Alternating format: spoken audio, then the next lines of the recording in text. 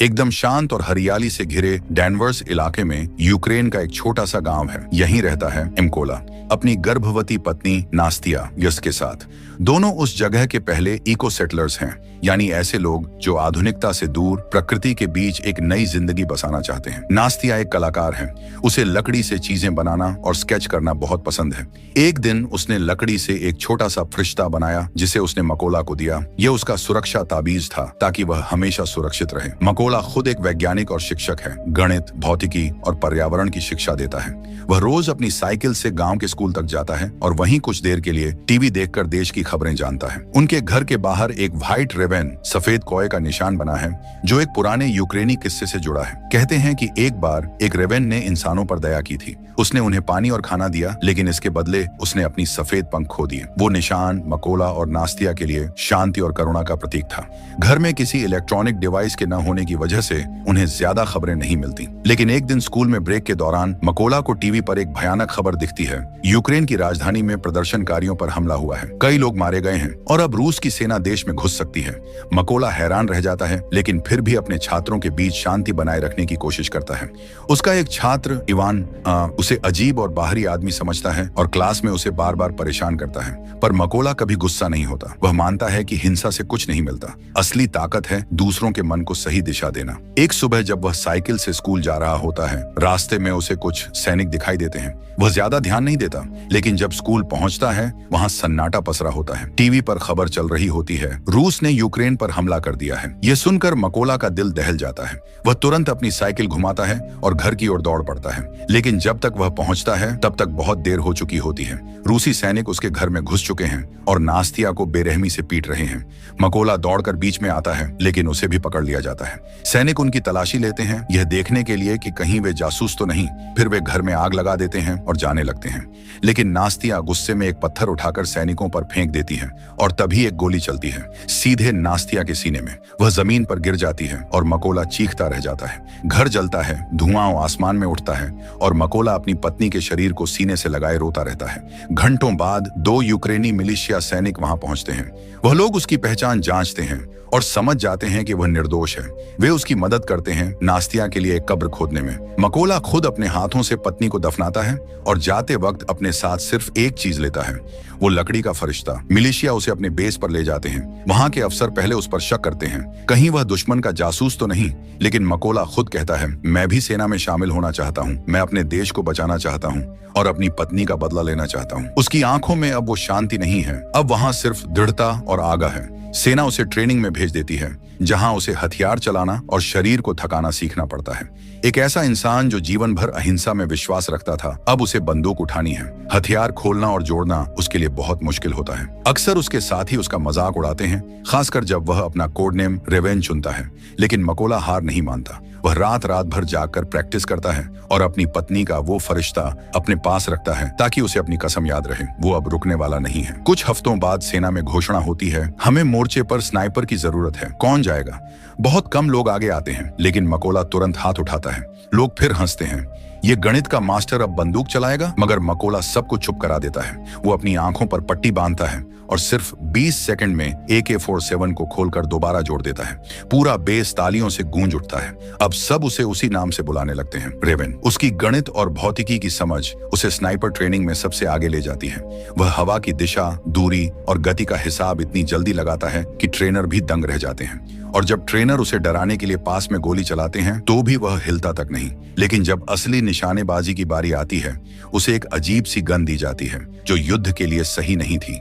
वह बार बार शिकायत करता है, पर हर बार वही जवाब मिलता है, सैनिकों को जो मिले उसी से लड़ना सीखो। फिर आता है अंतिम परीक्षा का दिन। रात के अंधेरे में ट्रेनर एक फ्लेयर फेंकता है ताकि थोड़ी रोशनी हो और सब निशाना लगा सकें। बाकी सभी उसी वक्त गोली चलाते हैं, पर मकोला कुछ नहीं करता। वो उस रोशनी में दूरी मापता है, कोण समझता है, और जैसे ही अंधेरा छा जाता है वो ट्रिगर दबाता है। गोली सीधी निशाने के बीचों बीच लगती है। सभी लोग हैरान रह जाते हैं। वो अब आधिकारिक रूप से एक एलीट स्नाइपर बन चुका है और उसकी पहली जिम्मेदारी है एक ऐसा चेक पॉइंट वापस लेना जिसे रूसी सेना ने कब्जे में ले लिया है। रात का सन्नाटा टूटा नहीं था कि मकोला की टीम ने कुछ अजीब देखा। रूसी सैनिकों ने एक आम नागरिक जोड़े को पकड़ रखा था। जैसे ही उन्होंने उस औरत को बंदूक की नोक पर लिया, मकोला की टीम समझ गई अब वक्त है वार करने का। एक ही पल में चारों दिशाओं दिशाओं से गोलियों की आवाज गूंज उठी। हर निशाना सटीक, हर गोली घातक। कुछ ही सेकंड में पूरा चेक पॉइंट खाली हो चुका था। मकोला ने खुद उस सैनिक को ढेर किया जिसने महिला को बंधक बनाया था। मिशन खत्म होने के बाद यूक्रेनी सैनिकों ने वहां अपना झंडा फहराया। एक और टुकड़ा वतन का वापस हासिल कर लिया गया था। जब वे बेस लौटे तो मकोला को पता चला कि उसके साथी नए मिशन पर निकल गए हैं। अगले दिन जब उसकी टीम वापस लौटती है तो मकोला को एक झटका लगता है। उसके दोस्तों में से एक अब नहीं रहा। उसे एक दुश्मन स्नाइपर ने मार दिया था। यह खबर मकोला के दिल में आग भर देती है। अब यह लड़ाई सिर्फ देश की नहीं बल्कि व्यक्तिगत बदले की भी है। कुछ दिनों बाद एक नया मिशन तय होता है। मकोला और उसकी टीम जंगल में छिप जाते हैं। पेड़ों की डालियों के पीछे बारूदी सुरंगें लगाई जाती हैं। पत्तों से उन्हें ढका जाता है और सब घास में छिपकर इंतजार करने लगते हैं। रिपोर्ट सही थी। कुछ ही देर में रूसी सैनिकों का जत्था नजर आता है। मकोला दूरबीन लगाता है और उसका दिल रुक जाता है। सामने चलने वाला सैनिक और कोई नहीं बल्कि इवान है, वही छात्र जिसने कभी उसे परेशान किया था। अब वह दुश्मन बन चुका था। एक पल के लिए मकोला का हाथ कांपता है, पर कप्तान का आदेश गूंजता है, फायर। मकोला एक गहरी सांस लेकर बटन दबाता है। धमाके से पूरा जंगल गूंज उठता है। हर रूसी सैनिक वहीं ढेर हो जाता है, जिसमें इवान भी शामिल था। जब कप्तान उससे पूछता है कि वह क्यों झिझका, मकोला सच बता देता है। कप्तान बस इतना कहता है, जिसने अपनी राह चुन ली उसके फैसले का सम्मान करो। बाद में दोनों एक शांत पल में बातें करते हैं। कप्तान अपने परिवार की तस्वीर दिखाता है। वो बताता है कि उसने अपनी बेटियों को कभी नहीं बताया कि वह युद्ध में है। वे सोचती हैं कि उनके पापा किसी बिजनेस ट्रिप पर हैं। मकोला मुस्कुराता है और अपनी जेब से लकड़ी का फरिश्ता दिखाता है। यह मेरी पत्नी और मेरे बच्चे की निशानी है, वह कहता है। कुछ दिन बाद यूक्रेनी सेना सीमा के पास की खाइयां जीत लेती है। अब उन्हें वहां से रूसी सेना के बड़े हमले की उम्मीद थी। मकोला और उसकी टीम स्नाइपर पोजीशन में तैनात हो जाते हैं। मकोला अपने फरिश्ते को छाती से लगाकर खुद को संभालता है, लेकिन जैसे ही दूर दुश्मनों की टुकड़ी आती है उसकी नजर एक चेहरे पर टिक जाती है। वही आदमी जिसने उसकी पत्नी को मारा था। गुस्से से भरा मकोला बार बार कप्तान से कहता है, अनुमति दीजिए, मैं फायर कर दूं। पर कप्तान मना करता है, अभी नहीं, सही वक्त आने दो। लेकिन अब मकोला के अंदर सब्र नहीं बचा था। वह ट्रिगर दबा देता है। गोली सीधी निशाने पर लगती है, पर उसी पल एक छिपे हुए दुश्मन स्नाइपर को उनकी लोकेशन मिल जाती है। एक झटके में गोलियों की बारिश शुरू हो जाती है। कप्तान को सीने में गोली लगती है। वह मकोला की गोद में गिर जाता है।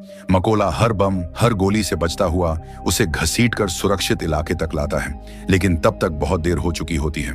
बेस पर लौटकर वह गुस्से और अपराध बोध से भर जाता है। कमांडर उसे वादा करते हैं, जिसने कप्तान को मारा है हम उसे ढूंढ लेंगे और उसे खत्म करने का मौका तुम्हें ही मिलेगा। मकोला अब अकेला निकल पड़ता है। हर मिशन पर हर बार मौत के करीब पहुंचकर वह दर्जनों दुश्मनों को खत्म करता है, लेकिन अब उसमें सावधानी नहीं बची थी। एक दिन एक गोली उसकी बांह छेद देती है। वह किसी गुप्त ठिकाने में जाकर खुद का इलाज करता है और वहां से खबरें देखता है, पर तभी फोन बजता है। कॉल आती है बेस से। वो मिल गया है, वही स्नाइपर जिसने कप्तान को मारा था। उसका नाम था सारी, एक निर्दयी चालाक हत्यारा। वह न केवल सैनिकों को मारता था बल्कि हर हत्या को रिकॉर्ड करके इंटरनेट पर डालता था, ताकि यूक्रेनी सैनिकों का मनोबल तोड़ सके। कप्तान की मौत का वीडियो भी उसी ने डाला था। अब यह मिशन मकोला का था, आखिरी और सबसे खतरनाक मिशन। सारी एक केमिकल प्लांट में छिपा था जहां क्लोरीन का बड़ा स्टोरेज था, इसलिए वहां बम लगाना मुमकिन नहीं था। योजना ये बनी, बाकी स्नाइपर दुश्मनों को साफ करेंगे ताकि मकोला चुपचाप अंदर घुस सके और सारी का सामना कर सके। मिशन शुरू होता है। मकोला घास में रेंगता हुआ इमारत के पास पहुंचता है।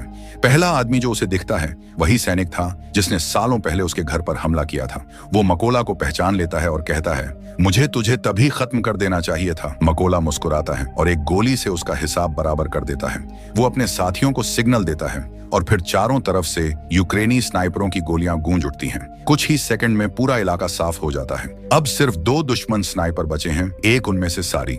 जब उन्हें एहसास होता है कि कुछ गड़बड़ है, तब तक देर हो चुकी होती है। उनके साथी मर चुके हैं और मकोला धीरे धीरे अंदर तक पहुंच चुका होता है। सारी बैकअप के लिए कॉल करता है और अपने साथी को बाहर गार्ड पर भेज देता है। जैसे ही वह अपनी जगह लौटता है, उसकी नजर एक छोटी लकड़ी की मूर्ति पर पड़ती है। वही फरिश्ता। सारी समझ भी नहीं पाता कि यह क्या है।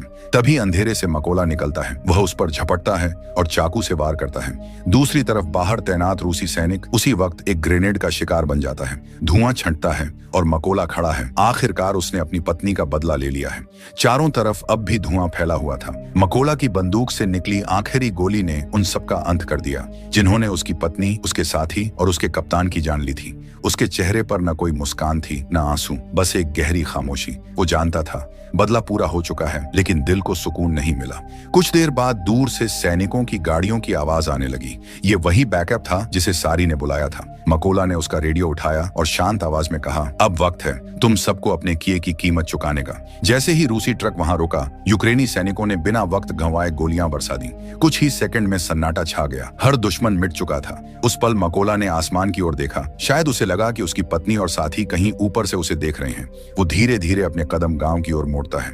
हवा में अब भी बारूद की गंध है, लेकिन उसके मन में शांति लौट आई थी। वो उसी कब्रिस्तान पहुंचता है जहां उसकी पत्नी नास्तिया की कब्र थी। ठंडी मिट्टी पर झुककर उसने टूटी हुई लकड़ी की क्रॉस को सीधा किया और धीरे से बोला, अब सब ठीक हो गया, लेकिन मेरा रास्ता अभी खत्म नहीं हुआ। आसमान में बादल छा गए थे। हवा में फिर वही ठंडक घुल गई जो हर युद्ध के बाद आती है। मकोला ने कब्र की मिट्टी पर हाथ फेरा और वहां से उठ खड़ा हुआ। उसकी निगाहें दृढ़ थीं, क्योंकि उसे पता था कि उसके देश को अभी भी उसकी जरूरत है। कुछ दिनों बाद वो फिर से अपने मिशन पर निकल पड़ा, अकेला, लेकिन पहले से कहीं ज्यादा मजबूत। हर कदम के साथ उसकी बंदूक उसकी सांसों का हिस्सा बन चुकी थी। अब उसका एक ही मकसद था, अपनी धरती से हर दुश्मन को मिटाना। रात के सन्नाटे में फिर एक गोली की आवाज गूंजी और कहानी वहां लौट आई जहां से शुरू हुई थी। एक स्नाइपर जिसने अपने दर्द को अपने हथियार में ढाल दिया।